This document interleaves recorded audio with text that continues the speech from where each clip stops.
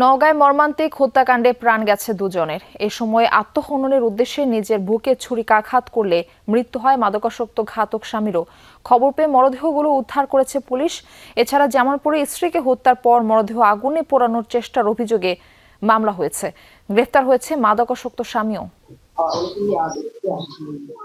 নওগাঁর আত্রাই উপজেলার বলরাম চক চৌধুরীপাড়া গ্রাম।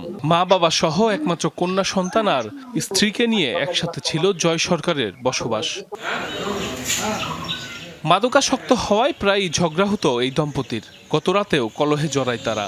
এক পর্যায়ে স্ত্রী কন্যাকে ছুরিকাঘাত করে জয়, পরে আত্মহননের উদ্দেশ্যে নিজের বুকেও ছুরি চালায়। বিষয়টি নজরে আসলে তাদের উদ্ধার করে উপজেলা স্বাস্থ্য কমপ্লেক্সে নেয় প্রতিবেশীরা। তবে পথেই মৃত্যু হয় জয়ের। অবস্থা গুরুতর হওয়ায় বৃষ্টি ও তার সন্তানকে রাজশাহী মেডিকেলে পাঠানো হয়। চিকিৎসাধীন অবস্থায় প্রাণ যায় তাদেরও। বাসায় ঘুমাই গেছি, এরকম সময় চিৎকার চেঁচামেচি। আমি দৌড়ে গেলাম, যে বাসার মধ্যে দেখি রক্তে একদম পুরো বাসা মেখে গেছে।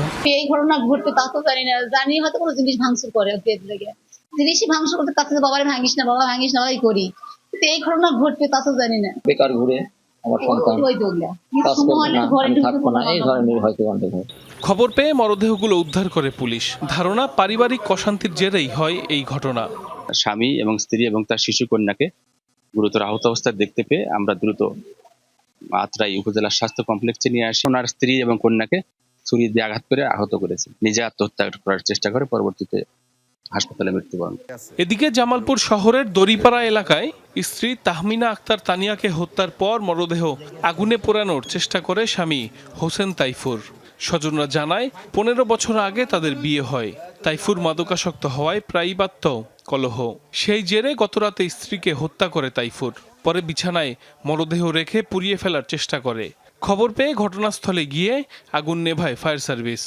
এসে দেখি যে তাকে রক্তাক্ত অবস্থায় বিছতে আছে।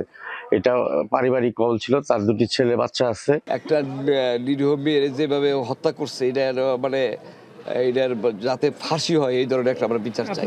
ঘটনাস্থল থেকে তাহমিনার মরদেহ উদ্ধার করে মর্গে পাঠায় পুলিশ। হেফাজতে নেওয়া হয় তাইফুরকে। এখন পর্যন্ত যেটা জানতে পেরেছি যে এটা পারিবারিক কলহ হওয়ার সম্ভাবনা বেশি, আর বাকিটা আমরা তদন্ত করে বিস্তারিত জানব। যার বিরুদ্ধে এই হত্যার অভিযোগ আমাদের পুলিশ হেফাজতে আছে। সাইফ আহমেদ, যমুনা নিউজ।